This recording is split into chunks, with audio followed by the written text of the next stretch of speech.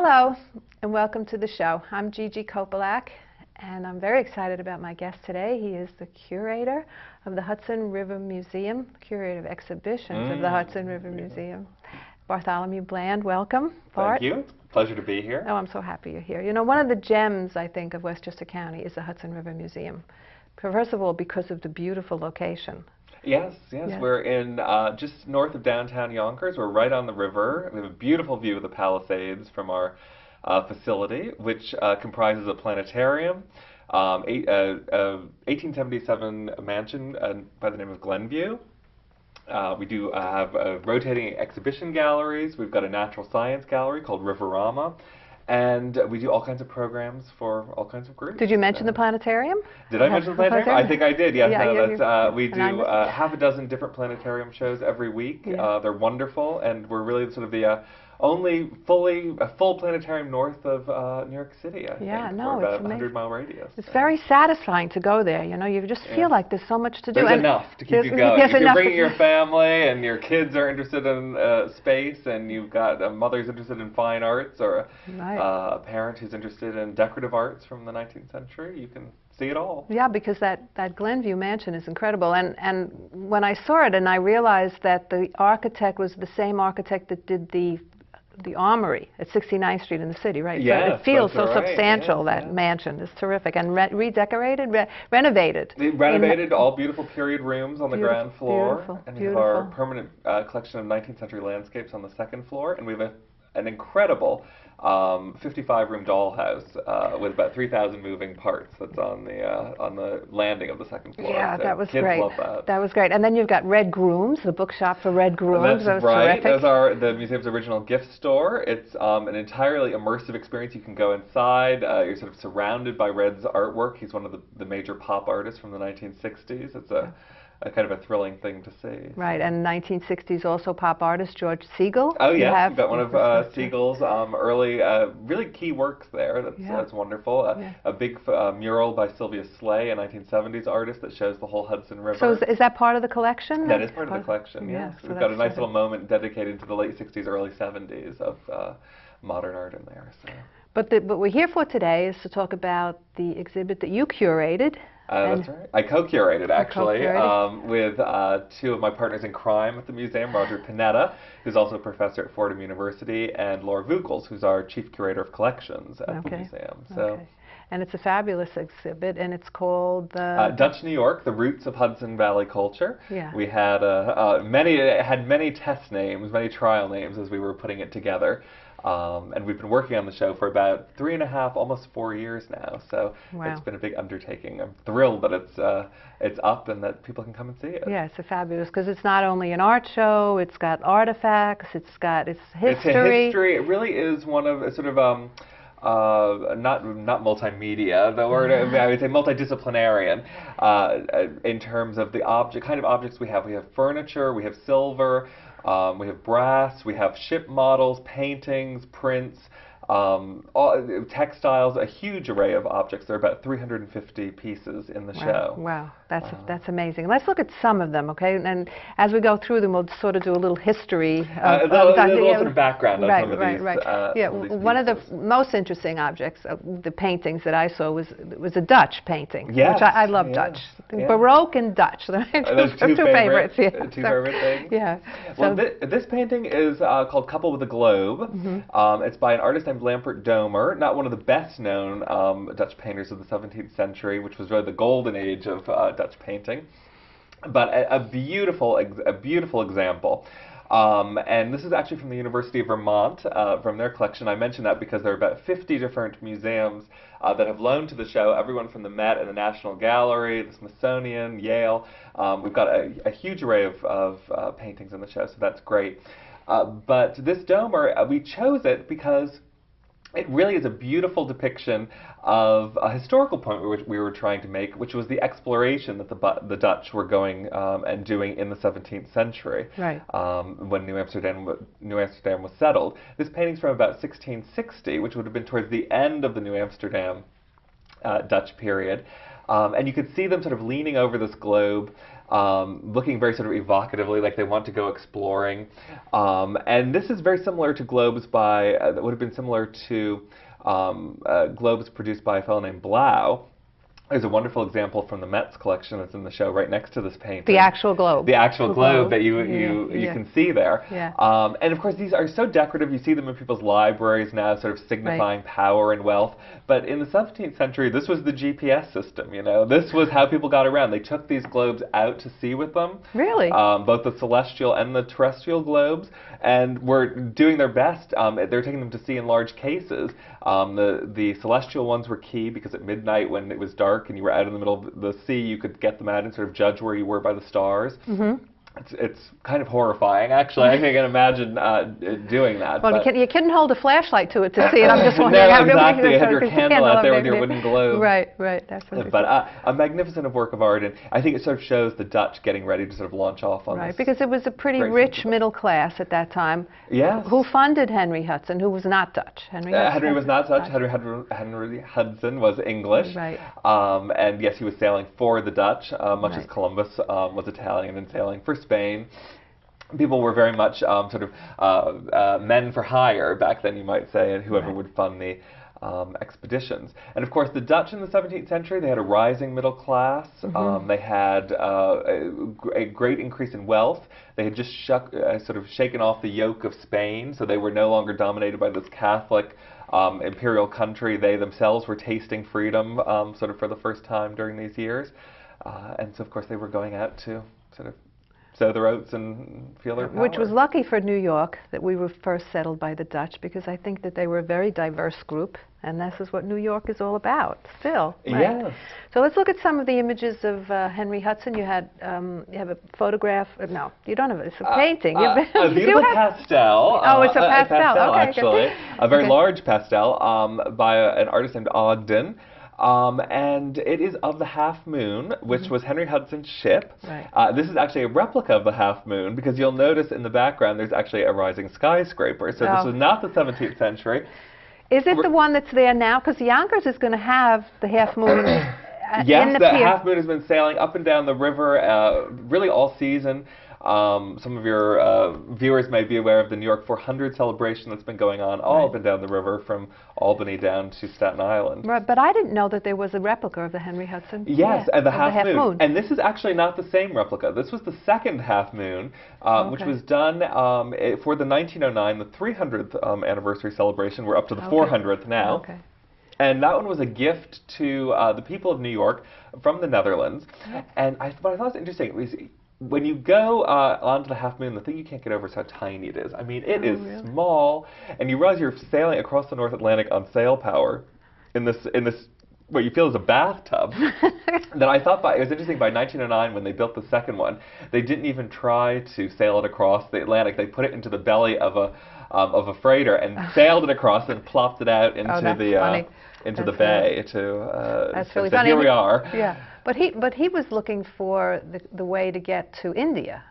Yes. Like so many of these explorers, he was looking for different passages. So in that sense, discovering the Hudson, or was known as the North River, was sort of disappointing, because it did not break out into anything. Eventually, he sailed up, and he had to sort of sail back down what became the Hudson River, and that was sort of a disappointment to him. But it had huge, sort of long-standing ramifications for the development that happened in the decades after Hudson made these voyages, when the Dutch decided to settle on the tip of Manhattan, what we think of as the area south of Wall Street today, down on the Battery, is the oldest part of the okay. I thought Wall Street meant there was a wall Yes, there was actually a wall there. And a lot of beyond that has been landfill. Yes, a lot of it. Well, not north so much was landfill. There was land there, no, but a lot of stuff out into the Hudson. Right, certainly where the World Financial Center is today, and a lot of that was built on what was World Trade Center. And the idea of how it changed everything. I think the Moran painting, the Edward. Yes, the beautiful Edward Moran painting. This is from the late 19th century.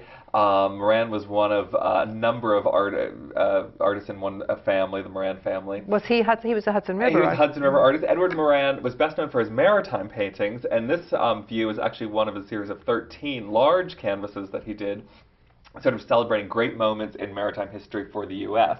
Okay. And so I think it's interesting because in the 19th century we have a lot of things like textbooks showing what were very sort of earnest and really sort of historically inaccurate portrayals of Henry Hudson and his men's interactions with the Native Americans. In that, so you'll see little texts and tags that Henry Hudson, made friends with the Indians and they gave him all his fur or something like that. Well, Right. of course, that was not really the case at all.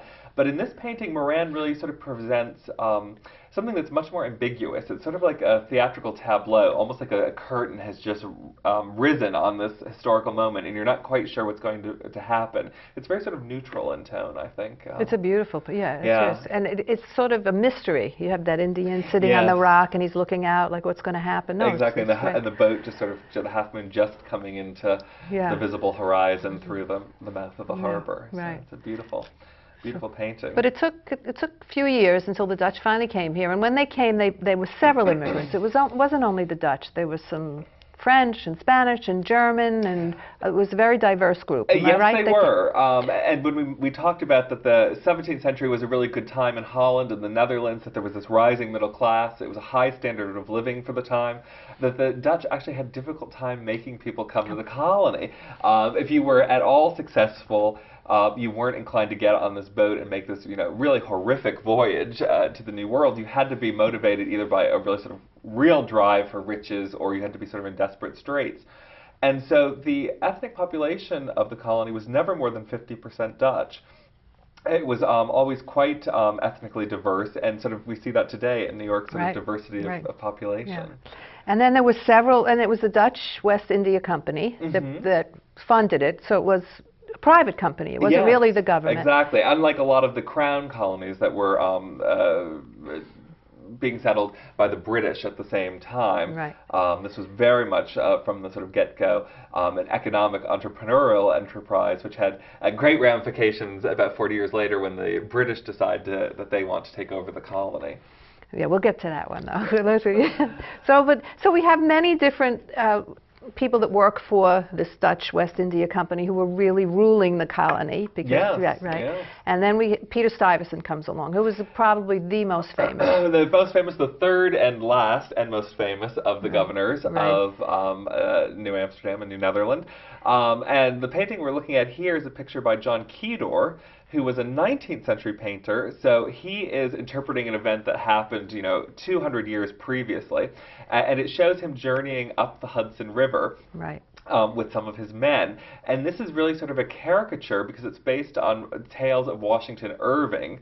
In 1809, Washington Irving published a book under a false name, under the name Dietrich Knickerbocker. And the whole shtick of this book was that Dietrich Knickerbocker was this old Dutchman who had roots back in the colonies, and he had written this handwritten manuscript, and he had disappeared. And Washington Irving was sort of collecting this manuscript and putting it out there before the public. Sort of a common 19th century Victorian novelist kind of thing to do with these pseudonyms. But it purported to tell the whole history of the New Amsterdam colony, New Netherland colony. But it was really a comic burlesque. Irving used a lot of the actual historic events that happened and then put a very sort of comedic spin on them. So the Dutch appear very bumbling, very sort of dissolute, very sort of drunken, philandering, all these sort of not very good attributes, negative attributes. Right. But because in the early 19th century the American Revolution had happened, there was this intense drive to see America as a new nation, to shake off the roots of Europe. There hadn't been a lot of study of the old Dutch colonies, and so there wasn't a lot of real historic information to sort of counteract Washington Irving. And so for about 100 years, Washington Irving, and certainly in the man on the street's mind, became very closely associated and sort of entangled with all these myths that Washington Irving had sort of created. So you could say that as things happen today, Peter Stuyvesant's reputation was a media hype.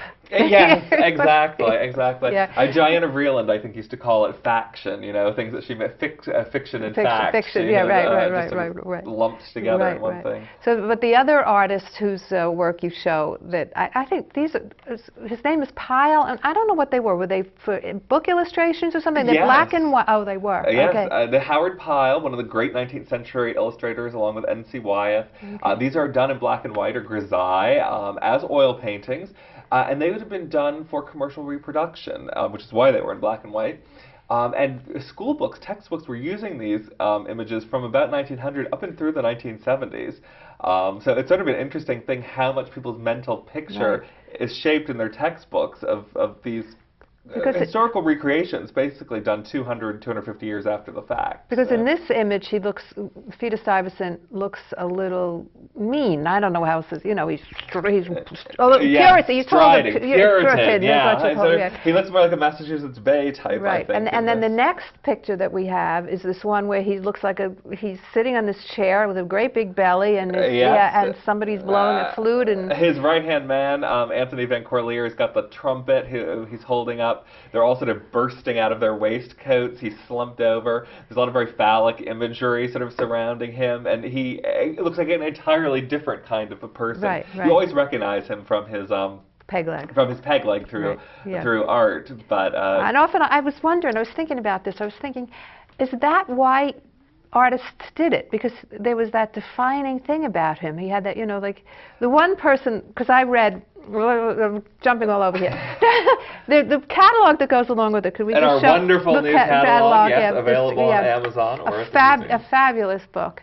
And the introduction is by Russell Shorto, who did this book, Island in the Center of the World, which I had read. Yes, wonderful bestseller. And he makes the hero Adrian van der Donck. That's right. Right, who fought for representation for the people. Against the Dutch, and he went to jail, and he was arrested, and he was an attorney, and he had a lot. We were particularly interested in him because, of course, he owned most of the land that's today Yonkers, and Yonkers being a corruption of de Jonker.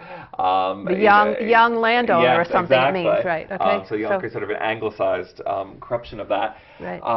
But a key to the colony, and certainly a key to sort of establishing some sort of arguing for some. Democratic representation, because certainly the colony was settled very much on what they call a manorial system, with patroons who owned huge swaths of what is now the Hudson Valley, just enormous tracts of land, almost sort of inconceivable. And those patroon ships were completely dominated by the families that lived there. They had the right to determine capital offenses. They could, their own little government. Yes, their own little governments. And so people who were coming here, you talk about sort of corporate control. Now, corporate control then is you were living the corporation. That was. It was almost like lords and serfs. Is it? Exactly, very much so. Which had sort of a ramification because it made the Hudson Valley not the most desirable place to come if you were an immigrant in Europe who wanted to get your own slice of land. Some of the other colonies would be more favorable to that. Certainly into the 18th century, if you moved to the Hudson Valley, it was more likely you would have to become a sort of a sharecropper or a tenant farmer rather than become your sort of own property holding individuals, the true source of freedom. You see that, of course, in the that's Constitution. interesting. So it made it less appealing, and that meant that most of the families in the Dutch who were in this area were reproducing themselves, and that sort of kept the culture together, much more so up in the Hudson Valley than in Manhattan, which became English. Well, I think I read something like when Washington Irving was traveling down, he stopped in one town, and they were all speaking Dutch, and this was 100 years later. This was more than 100 years later. He would have certainly sensed this, the Dutchness continuing. Teddy Roosevelt, of course, with his grandparents, recognized that they spoke Dutch. That was into the 19th century. Oh, really? So That's interesting. along. Yeah. So I guess the point I'm making is poor Adrian Van der Dunk didn't have any discerning quality about him that they could make fun of or write books about. But Peter Stuyvesant becomes this great, I mean, he was a great man. Yes, and of course he was the head of the colony, and Right. I think more crucially is he's parodied so much in Washington Irving. Right. He's sort of the dominant figure in the New York story. So Right. that a lot of artists were picking up on Irving and through the 19th century drawing on Irving's writings for their inspiration. Well, let's look at some of those because we have what is the one we have? That's another John Kedor, and that is based. That is Ichabod Crane dancing at the home of Katrina von Tassel. And if you've ever read The Legend of Sleepy Hollow, you'll know about Ichabod Crane as this sort of a schoolmaster who's kind of a buffoon in some of the depictions. Who's really sort of scheming to sort of marry the wealthiest daughter of these Dutch farm owners. Again, a creation of Irving that has sort of a mythical element to the Headless Horseman that he sort of invented. Right. But Irving, being from Tarrytown, was very aware of the Dutch heritage of that region. And we have a very interesting object in the show. It's a Dutch door, which was actually taken from a tavern that Washington Irving visited. It had been owned by a woman named Van Tassel, Elizabeth Van Tassel, in the early 19th century. And Irving told people that the home of Katrina von Tassel in his story was sort of based on this house.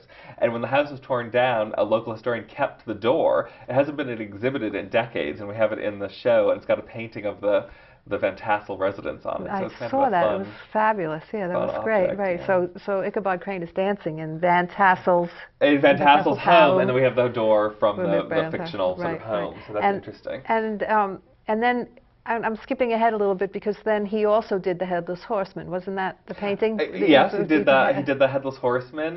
You could see the old Dutch Reformed Church in the background of this painting. And this is sort of the climactic moment, this John Kedor scene of the stallion that's that Irving describes as breathing fire sort of coming down, and the pumpkin being held up that is going about to hit him. So it's a great sort of theatrical moment. Yeah, and you brought up the Dutch Reformed Church, and I just wanted to mention, so during that time, even though there was religious freedom, the Dutch Reformed Church was the only church that was allowed to be built. Right. I mean, I think there's a difference you want to make between sort of tolerance and acceptance. The Dutch, you could practice your other religions, but they had, the Dutch Reformed Church was definitely the sort of state-sponsored religion, as it were. And the Dutch church was very important as sort of the crucible of culture, it's been termed. Certainly after the English took over, the Dutch really turned to their church to keep their culture together, because Dutch was spoken into the 19th century in a lot of these churches, so you had to know Dutch to go and participate in the ceremonies. The birth dates and the christenings, baptisms were all done in Dutch, and the records were kept in Dutch. So that really was sort of a place to keep the language and the culture sort of very much intact for 150 years, really, after the English took over. Right. So. Yeah.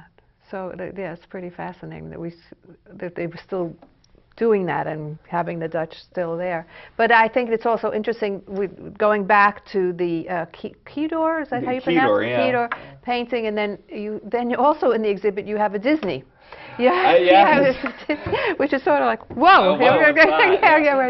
But you can see if you compare the Kedor painting of the Headless Horseman with the Dutch church in the background and the Disney version, it's almost as if the Disney animators in the 40s and 50s were going back to these 19th century paintings and being inspired by them. There's a real sort of interesting kind of parallel how things sort of creep along in the culture, but they left out they left out the history. They left out the Dutch church, and it's just the important thing is that Headless. The story. Similarly, we've got a Rip Van Winkle by Kedor in the show, which is a wonderful painting. It's really Kedor's masterpiece from the National Gallery of Art. It's part of the Andrew Mellon collection.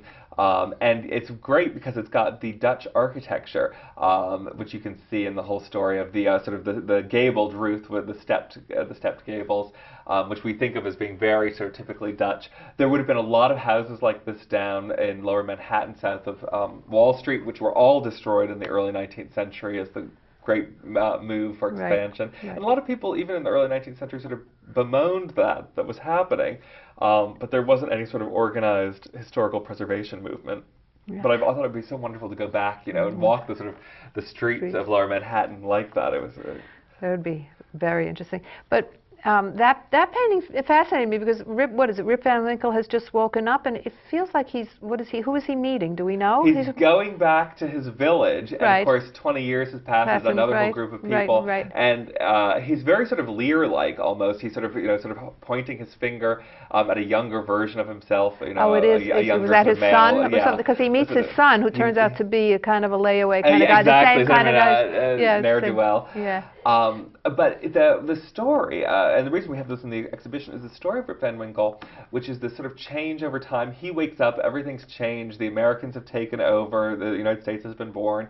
But the key point that Irving makes is that in these sort of these little rural towns, everything sort of stays the same. Oh. The essential, what Irving views as this essential sort of laid back kind of lazy Dutchness kind of maintains itself, even though many years have gone by. So do you think it was because he was English that he was so?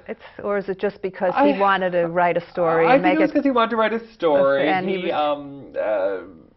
I think because there was really kind of a void in that history that he was sort of able to fill it up with this mythical thing. And the sort of term Dutch had been sort of in the early 19th century become sort of synonymous with sort of rural, kind of backwards, very much sort of opposed to what was happening in Manhattan, which was beginning to really sort of explode with growth. So. But that changes. That changes in the 20th century, and we have better you get better understanding. I mean, Irving has to be given credit for at least sparking a lot of this interest, which then later sort of serious historians pick up. Really starting by 1880, we enter a phase called Holland Mania, where Americans are going abroad in large numbers. You know, the invention of the steamship and steam travel makes it much less grueling to get to Europe. Americans are a lot wealthier after the Civil War in certain areas, so people doing the grand tour of Europe made Amsterdam and Holland key places to stop. And so you see a lot of Americans getting very interested in that, and the whole perception of the Dutch begins to change. It becomes much more all about good Dutch values. You know, they were Protestant. They were thrifty. They were thrifty. They were very upright. They were good businessmen. They were clean. Exactly, they were clean. All those sorts of things. So the whole perception of them shifts, and part of that shift is because a lot of people who identified with old New York, the sort of elite of the had trace their ancestry back to this Dutch heritage in New York, were very concerned by the huge number of immigrants who were coming to this country from places that they weren't accustomed to, the rising tide of Catholicism, of Jewish people coming to the colony, of people who didn't speak languages that they necessarily recognized, and how there was a lot of anxiety about how those people were going to be sort of acculturated. And so a lot of these elites turned to the Dutch model and said, you know, this is something, this background, this history, this noble sort of Dutch history is something we can sort of build on and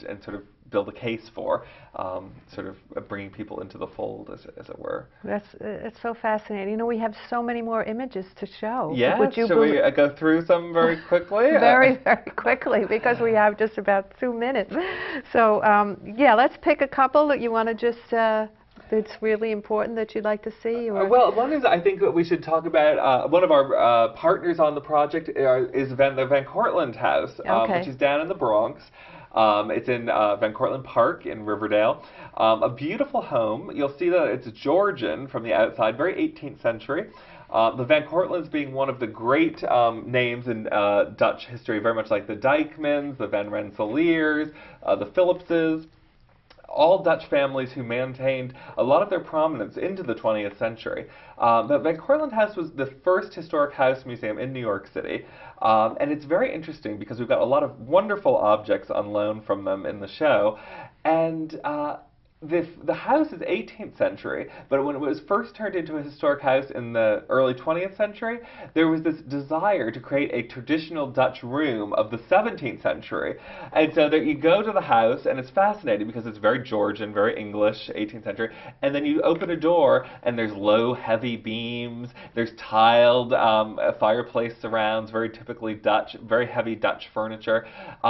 And so it's sort of an unexpected thing, but you can see even around 1900, 1910 that there's this desire to sort of embrace the real sort of New Amsterdam Dutch kind of roots of the culture. So that was done with the museum, not with the Van Cortlandt. That was done with the museum, Yeah, sort of right. interpreting the Van Cortlandt. Right. And we've got a lot of different things we show. Philipsburg Manor, we trace how that has been, the interpretation of the Dutch has changed there dramatically in the last 50 or 60 years. Really going from one where you saw sort of elite family being portrayed to the enslaved Africans who were actually running that as a provisioning plantation. A big thing we haven't talked about is the Dutch in slavery, which is a tremendous role that a lot of viewers are surprised to see because they think of that as being a Southern phenomenon rather than something that happened very early here in New York. Right. Right. It's a fascinating show. I hope that everybody gets to see it. It's going to be too. It's going to be there through January 10th. So yeah. there's a few months to see it. Yeah. And shall I pitch our website? Yes, please do. It's www.hrm.org, and we have all of our programs up there. There's an online exhibition of about 20 or 30 of the best objects from the show. But you really have to see it. You do have to see it, yes. Yeah, it's a fabulous show. I thank you so much for coming. This was so interesting. I wish we had another 2 hours. I do too, yes. Thank you. No, it was a real pleasure. Thank you. And thank you for watching.